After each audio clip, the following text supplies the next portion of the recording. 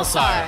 Sur ce plateau, les participants au nouvel épisode de la série Les Nouveaux Penseurs, c'est une exploration des chercheurs en tout genre, de leurs idées novatrices, des courants actuels de la pensée humaine. Avec nous, Andréane Bissonnette, candidate à la maîtrise en sciences politiques, chercheur en résidence à l'Observatoire des États-Unis de la chaire Raoul d'Endurant, Frédéric Bérard, docteur en droit, politologue et chroniqueur au journal Métro, et Élise Desaulniers, auteure militante pour le droit des animaux. Élise, vous êtes conférencière et directrice de la SPCA de Montréal. C'est un rôle que vous commencez à jouer. Ça fait presque un an, en fait. Ouais. C'est une énorme responsabilité. C'est une énorme responsabilité, mais c'est un privilège énorme de pouvoir être militante à temps plein et de pouvoir utiliser, une organisation qui est si fortement ancrée dans l'histoire de Montréal pour faire avancer la cause des animaux. J'ai l'impression qu'on est vraiment un point de bascule dans la question des droits des animaux. Tu sais, il y a 150 ans, c'est un groupe de femmes qui ont fondé les SPA, les SPCA à travers le monde. Puis d'abord, pour protéger les chevaux de trait qu'on avait dans les grandes villes du monde. Et puis ça a évolué. Puis là, je pense vraiment qu'on est à un point de bascule. Puis je suis contente que quelqu'un comme moi soit là pour amener l'organisation à peut-être pour les 150 prochaines années. C'est intéressant, Frédéric Bérard, parce que le droit commence aussi à s'intéresser aux droits des animaux. Là. De plus en plus. Mon très bon ami Alain Roy, qui est professeur à la Faculté de droit de l'Université de Montréal, que vous connaissez sans doute, qui travaille sur le sujet depuis déjà un certain temps avec un succès de plus en plus grandissant. Ça fait pas longtemps qu'on les considère autrement que des biens meubles. La loi vient à peine de changer au Québec. Oui, puis en fait, c'est le résultat de travail d'un tout petit groupe de militants. On n'avait pas de moyens. On a parti une pétition, puis ça a amené un changement du Code civil. Après, pour de vrai, est-ce que ça change vraiment quelque chose pour les animaux? Je suis pas si certaine, mais il faudrait leur poser la question. Est-ce qu'ils se sont rendus compte? Mais par contre, moi, je sais que ça fait 10 ans que j'en parle des groupes d'étudiants et tout ça. Il y a 10 ans, on riait de moi quand je parlais de droits des animaux.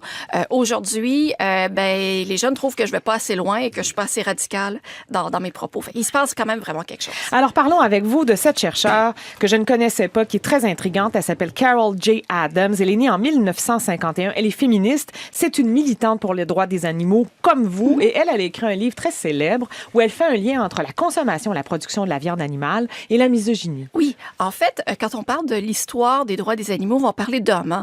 Peter Singer, Tom Regan, Gary Francione. Puis elle, Carol Adams, elle est hyper importante, mais on a tendance à l'oublier, peut-être, puis c'est en lien avec ce qu'on disait plus tôt dans l'émission, parce que c'est une femme. Elle, ce qu'elle a réalisé, c'est que les structures de pouvoir qui permettent l'oppression des femmes permettent aussi l'oppression des animaux.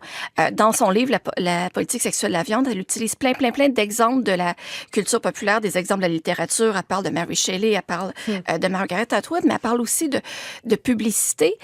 Le nombre de steakhouses qui utilisent des femmes déshabillées pour vendre leur viande, le nombre de femmes qui disent qu'elles se sentent comme des morceaux de viande devant les hommes. On voit qu'il y a un rapprochement, même la langue anglaise est assez évocatrice. Hein? On va parler piece of meat. Oui, ou husbandry pour parler d'élevage, de husband, le mari. Tout ça, c'est lié. En fait, pour elle, c'est vraiment les mêmes structures de pouvoir, les structures qui disent que c'est normal, naturel, nécessaire d'exploiter les animaux. C'est aussi ces mêmes structures-là qui rendent normal, naturel, nécessaire l'exploitation des femmes. Et on parle aussi beaucoup de démembrement. Carol Adams va développer le concept de référent absent. Pour être capable de manger un morceau de viande, une aile de poulet ou une longe de porc, faut oublier l'animal qui est derrière. Si on voit l'animal, on ne sera pas capable. Ouais. Mais de la même façon, pour exploiter le corps des femmes dans la prostitution, dans la pornographie, faut oublier toute la personne qui est derrière. Donc tout ça, c'est très proche. Et c'est fascinant quand on prend le temps. Est-ce qu'elle est abordable quand on la lit? Elle est très abordable parce qu'elle donne plein d'exemples concrets. Pendant toute sa vie, elle a fait des présentations dans les festivals véganes, dans les cégeps, dans les universités. Son slideshow est super connu. Là, c'est une énorme présentation PowerPoint avec plein d'exemples. Donc, elle est accessible à tout le monde. Là. Et je pense qu'il y a toute une génération de jeunes féministes, antispécistes qui partent de son travail à elle pour poursuivre leur Et réflexion. bien entendu, on va placer les références des ouvrages des penseurs dont on parle avec vous sur notre site web. Andréane Bissonnette, avec vous, parlons de Kimberly Crenshaw. Elle est née en 1959. Elle est afro-américaine, j'en déduis, parce qu'elle s'est beaucoup intéressée au black feminism et à l'intersectionnalité. C'est une théoricienne de l'intersectionnalité. Oui, absolument. Donc, à la base, c'est une juriste et toute sa pensée part d'un cas et elle le ramène encore aujourd'hui. Si on écoute ses TED Talks, elle va en parler de ce cas-là où il y avait une femme afro-américaine qui a déposé une plainte pour discrimination envers une compagnie automobile et que la compagnie automobile disait, ben non, en fait, on emploie des femmes et on emploie des Afro-Américains, mais on n'emploie pas de femmes afro-américaines. Et donc, la Cour a refusé d'entendre le cas parce qu'il n'y avait pas de discrimination sur le genre et pas de discrimination sur la race. Formidable. Et ce que Crenshaw disait... la Cour. C'est plus facile comme ça. Oui. Oui.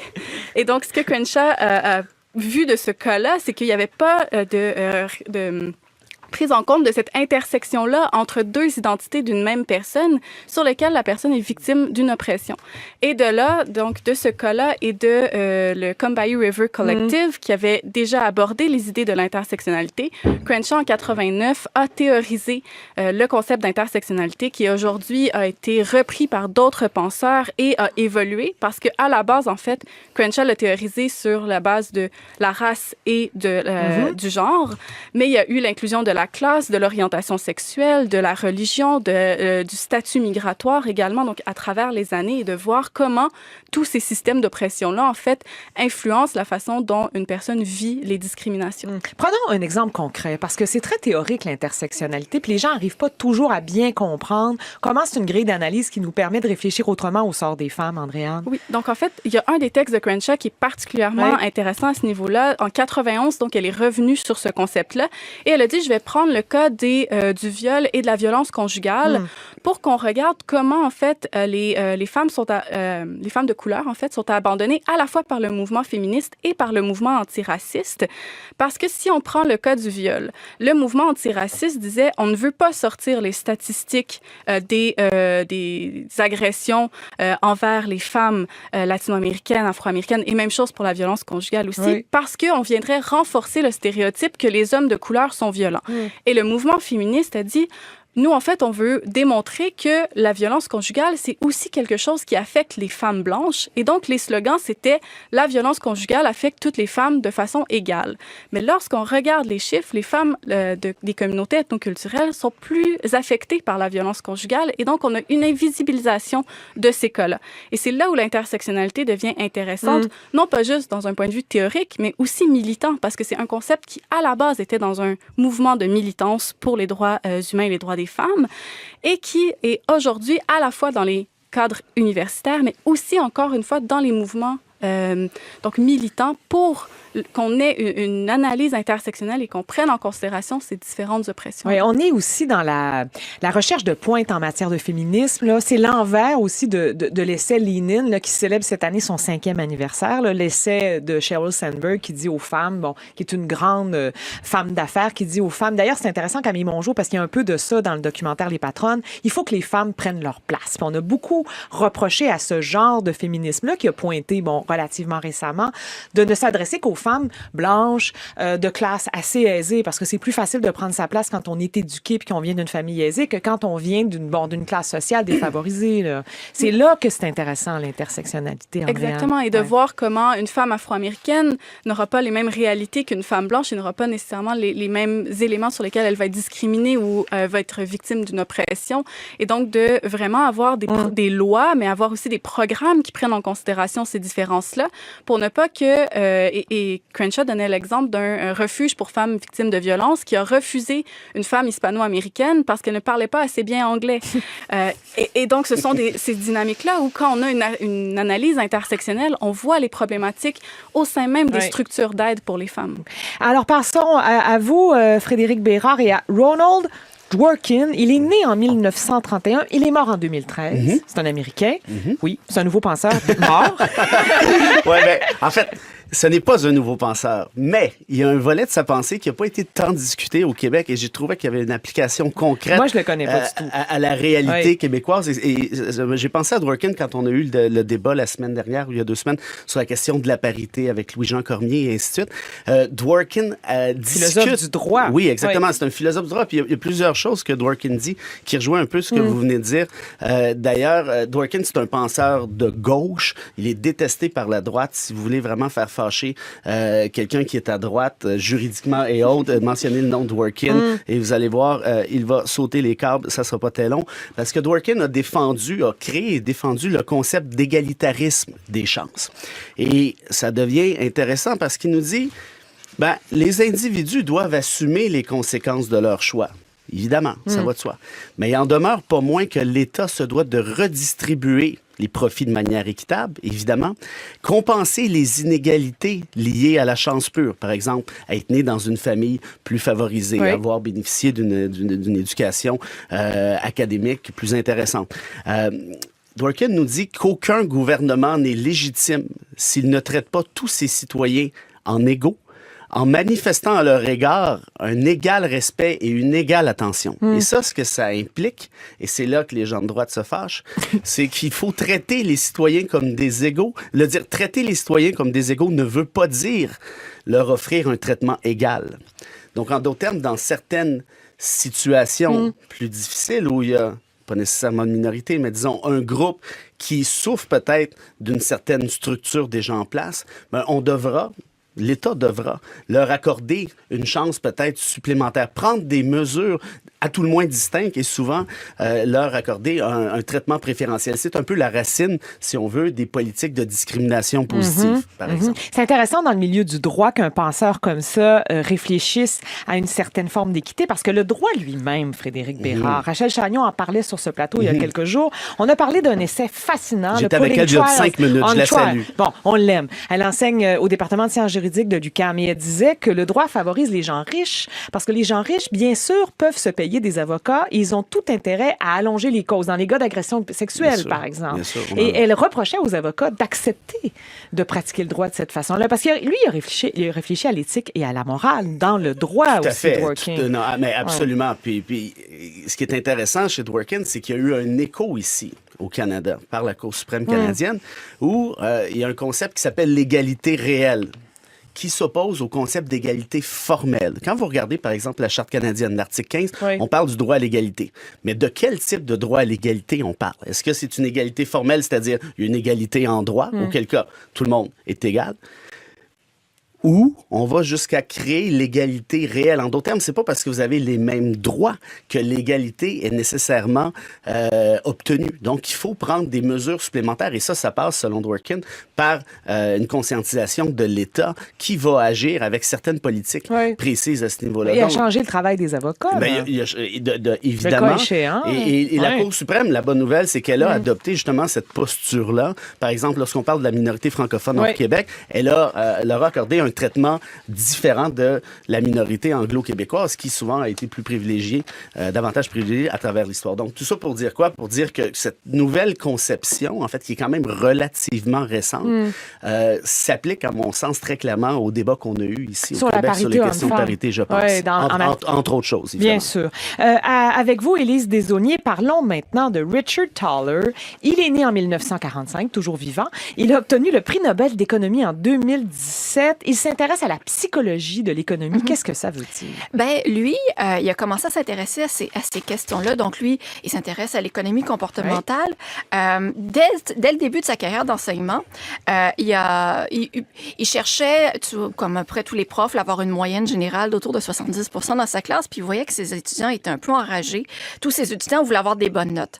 Et il a fait un test. Ça, c'est pas particulier. Non. C'est pas particulier, mais lui, il a fait un test. C'est comme un peu il a décidé de noter ses étudiants sur 137. Donc, la moyenne était de 96 sur 137. Et là, ses étudiants étaient soudainement fous de joie. Et même ceux qui avaient plus que 100 sur 137, alors que c'est la même chose. Là, je te laisse faire la règle de 3. Et alors que les étudiants étaient vraiment, vraiment contents d'avoir 96 sur 137, ils n'étaient pas contents d'avoir 70. C'est donc, drôle, ce qu'il a réalisé, c'est que... Donc, c'est le 100, la limite psychologique. Là. Oui, ça en a mieux que 100, c'est le bonheur infini. Donc, ce qu'il a réalisé, c'est qu'on n'était pas des êtres parfaitement rationnels. Puis, de toute façon, si on était des êtres parfaitement rationnels, on investirait dans nos REER, on irait s'entraîner 4 fois par semaine, et puis on mangerait santé. Mais l'économie, traditionnellement, c'est fait pour des agents économiques rationnel. Alors lui, ce qu'il a fait, puis il a publié plein d'articles, un livre super connu qui s'appelle Nudge. En 2008. En 2008, la méthode douce pour inspirer les bonnes décisions, c'est qu'il a regardé comment, en modifiant l'environnement, on pourrait modifier les comportements, mais juste avec des petites poussées. Mon exemple préféré, puis qui est aussi l'exemple le populaire de son livre, c'est à l'aéroport de Schiphol, aux Pays-Bas. On a dessiné dans les urinoirs pour hommes des petites mouches. Et les éclaboussures autour des urinoirs ont diminué de 80%. Parce que, je sais pas, je suis une femme, mais les hommes ont tendance à viser la petite mouche, donc ils éclaboussent moins autour. Ça leur prend un objectif. Ça prend un objectif. Mais on peut voir aussi comment des modifications toutes simples dans l'environnement. Par exemple, si on veut donner des dons d'organes au Québec, puis un peu partout dans le monde, il faut cocher au dos de sa carte. Puis au Québec, on est seulement 40% à le faire. Mais par exemple... Parlez on en déduit que vous l'avez fait, Élise? Oui. Et vous? Je sais que j'aime pas. Faudrait regarder après l'émission. Je pense que oui. En Autriche, c'est le contraire. Alors, plutôt que de dire oui, je veux donner mes organes, on dit, si on veut pas les donner, on dit non, je veux pas donner mes organes. Et là, le opt-in est à 99%. Ah! Fait que toutes ces Quand ça nous demande de dire non, on a moins tendance à le faire. En fait, c'est qu'on n'est pas rationnel, puis on est paresseux, puis on remet à plus tard, comme pour les REER, comme pour cocher les sur testaments. sa carte. Alors que si l'option par défaut, par exemple, et ça, Thaler a travaillé avec Barack Obama pour développer les REER, les épargnes automatiques aux États-Unis, ça a été balayé par le gouvernement qui l'a remplacé, mais l'idée était bonne, c'est que quand on commence à travailler dans une entreprise, on reçoit plein de papiers à remplir, dont les espèces de REER collectifs et tout ça, puis on dit oui, je regarderai ça plus tard, puis finalement, on le fait pas. Alors que si l'option par défaut, c'est d'être inscrit, et si vous voulez pas vous inscrire, là, il faut remplir un formulaire, on est porté à faire la bonne chose pour nous.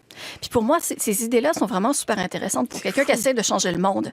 Parce que, par exemple... Il est proche de la psychopathe, un peu. Oui, mais c'est basé sur des données, c'est basé sur de la science, c'est basé sur la pas psychologie. De l'intuition, non.